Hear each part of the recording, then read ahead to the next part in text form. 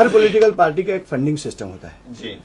उसको कंपनीज भी देती है, ऑफिशियली व्हाइट मनी में देती है जी। मेरी जो पार्टी है, जहां तक मेरा सवाल मैं कहता हूं, मेरी पार्टी में एक आजीवन सहयोग निधि एक सिस्टम चलती है। हर एक कार्यकर्ता 1,000 रुपया अपने पल्ले से, 1,000 रुपया अपने पल्ले से मैं कहता हूं कम से कम हर साल देता है। हमारे पास उसका रजिस्टर है। हर साल मैं 15 लोगों के पास जाता हूं, उनके पास 1,000 लेता हूं, ये पार्टी में जमा कर दो। एक बहुत ही बड़ा, और ये आजीवन सहयोग निधि जो सिस्टम है उसमें से एक बार जो केंद्र में पैसा जाता है केंद्रीय पार्टी में, उसमें से हिस्सा करके 50% स्टेट को मिलता है, 25% लोकल को मिलता है। इससे भी फंडिंग होता है। प्लस इलेक्शन के समय आपने कहा ऐसा व्हाइट भी होता होगा, ब्लैक भी होता होगा, मगर फंडिंग तो पॉलिटिकल पार्टी को मिलता ही है। वो जो खर्चा है वो 1500 बूथ आपने बोला, 1600 नहीं, 1437 बूथ है, उसमें वो खर्चा जो पड़ता है, मगर वो व्हाइट में नहीं है। आप जो बोलते हो कहीं 1000 करता होगा कोई बड़ी पार्टी, कोई 50 करती होगी, कहीं ना कहीं से तो ये खर्चा आता है। सर जहां तक हमारा सवाल है, हमको हर साल हमारा जो अकाउंट है उसको सबमिट करना पड़ता है, उसका वेरिफिकेशन चार्टर्ड अकाउंटेंट के पास कराना पड़ता है। ये जो इलेक्शन है उसका भी 1 पैसा जितना व्हाइट में खर्च होता है, आप समझिए। यानी आप मतलब ब्लैक तो नहीं, ब्लैक तो होता है। देखिए ब्लैक का विषय बहुत बड़ा है, बहुत बड़ा है। वो डिस्कशन के लिए हमें बहुत समझिए, मगर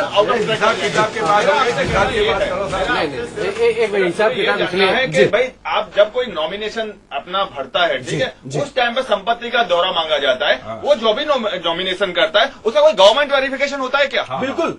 बिल्कुल होता है। आप समझिए, आप सुनिए, जैसे पासपोर्ट निकालने के लिए पुलिस घर पे आती है, नॉमिनेशन लेती है, तो ऐसा कोई गवर्नमेंट ब्यौरा पूरा होता है क्या? ठीक है, उसके बाद में 5 साल के बाद में वो संपत्ति कहाँ से आई? आज मैं बिजनेस कर रहा हूँ तो मेरे से सारी चीजें मांगी जाती है, इतने बिल मांगे जाते हैं और इतना सेल मांगा जाता है, इंटरस्टेट सेल मांगा जाता है, ठीक है।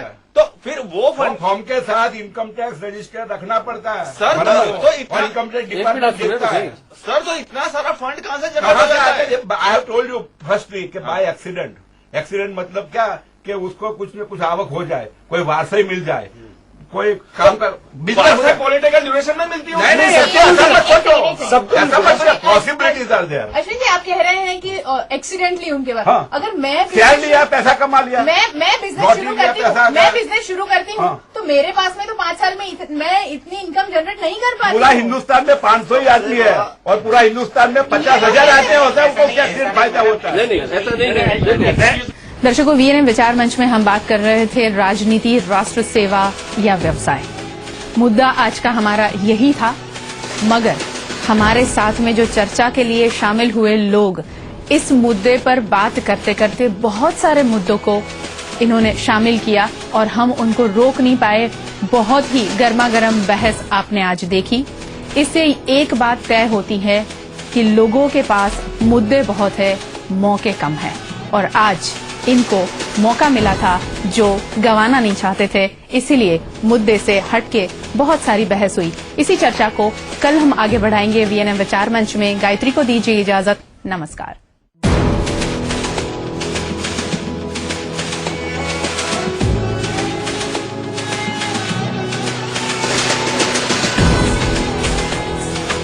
इस कार्यक्रम के रेडियो पार्टनर है बेग 92.7 FM। सुनो सुनाओ, लाइव बनाओ।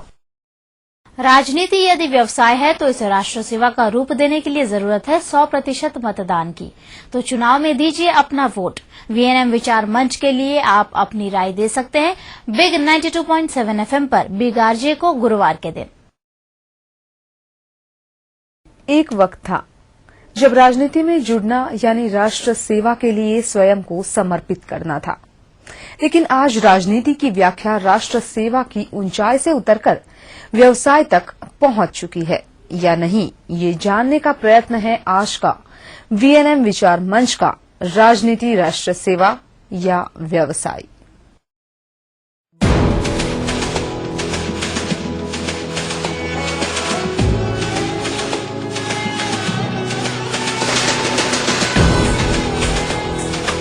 इस कार्यक्रम के रेडियो पार्टनर है बेग 92.7 FM। सुनो सुनाओ, लाइव बनाओ।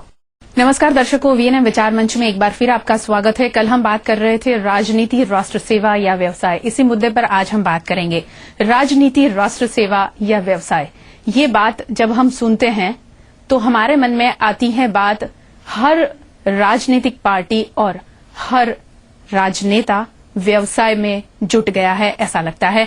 और इस बात को लेकर मुझे एक शेर याद आ रहा है, ये हवा बदलने की खातिर आंधी की आज जरूरत है, ये हवा बदलने की खातिर आंधी की आज जरूरत है, लपटों पर बैठी दुनिया को गांधी की आज जरूरत है। सही मायने में ये शेर लिखा गया है।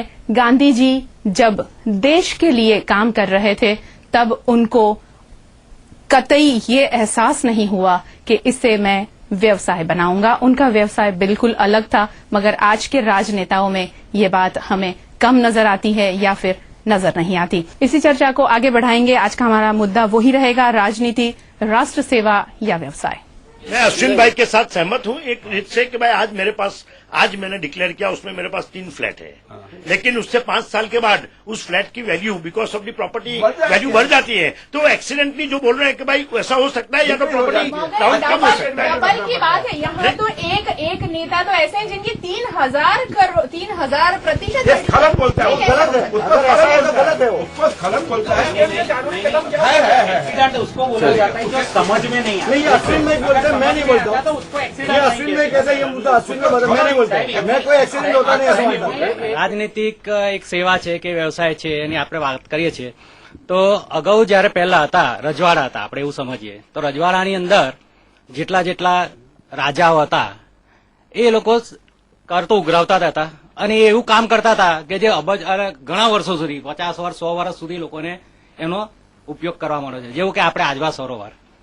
હવે અત્યારે જે છે એ 500 કે 600 આપણા જે 543 કે જેટલા છે સંસદ સભ્યો છે એમને પણ એટલા રૂપિયા આપવામાં આવે છે કે જે પોતાની કોન્સ્ટિટ્યુશનની અંદર વાપરવાના। એવા એકે જણા નથી કે જે સંસદની અંદરથી આવેલા છે કે જેમના એવા કોઈ કામો બતાવેલા હોય કે જે પ્રજાને અમુક વર્ષ સુધી વાપરવા મળ્યું હોય કે કાયમ માટે યાદગીરી રૂપે કંઈક રહ્યું હોય।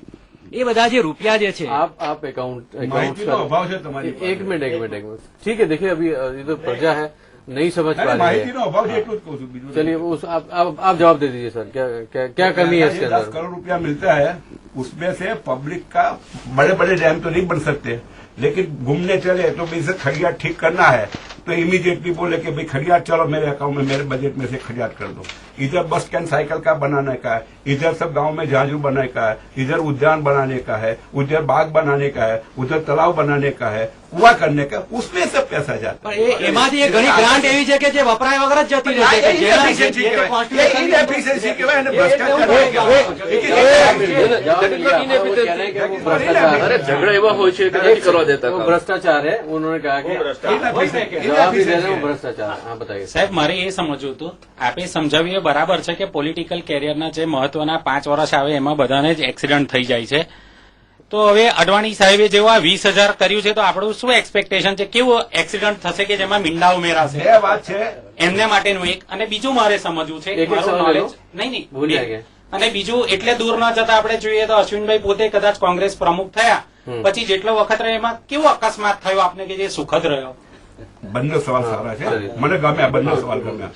ખાલી ઇન્ફોર્મેશન, આ એકાદ બે બધા જ સંસદ સભ્યને એક્સિડન્ટ નથી થતા, પહેલી વાત એ। પણ વધારો તો બધામાં જ થાય છે। નહીં, વધારો નથી સાહેબ, સાહેબ। મૂડીનો વધારો તો બધામાં જ આવે એ તો મારું મકાન જે મેં ખરીદ્યું હતું ત્યારે ફક્ત 1,50,000 નું હતું, બરાબર છે સાહેબ। અને અત્યારે એની માર્કેટ વેલ્યુ 65 લાખ રૂપિયા થઈ સાહેબ, ગઈ। પણ તમે- હવે એ એક્સિડન્ટ કહેવાય, સમજી લો। અને બીજું કે અશ્વિનભાઈ શાહની બાબતમાં તમારે સમજો, અશ્વિનભાઈ શાહ નિયમિત કોર્ટમાં હાજર રહ્યા છે, તમે જોયા હોય ના જોયા હોય, તમે ઘેર હાજર છો, મોડા આવ્યા છો। અને for your kind information, I am practising in this Baroda court from last 35 years and I am working with Congress party. I have not done any other business except the practice in court. પણ સાહેબ મેં એ તો there is no પૂછ્યું choice. કશું નથી કરતા। ના, ના, મારો દાખલો મને મારો પૂછ્યો એટલે કહું છું, ના બોલો। સાહેબ, મારું પૂછવું એ છે કે political મારો દાખલો પૂછ્યો એટલે કહું છું। એટલે એમનો પર્સનલ એટલે પર્સનલ અને વડોદરાના જાહેર જીવનમાં fortunate તમારા વિરોધીએ આવા પ્રશ્નોથી सर एक आप उनसे भी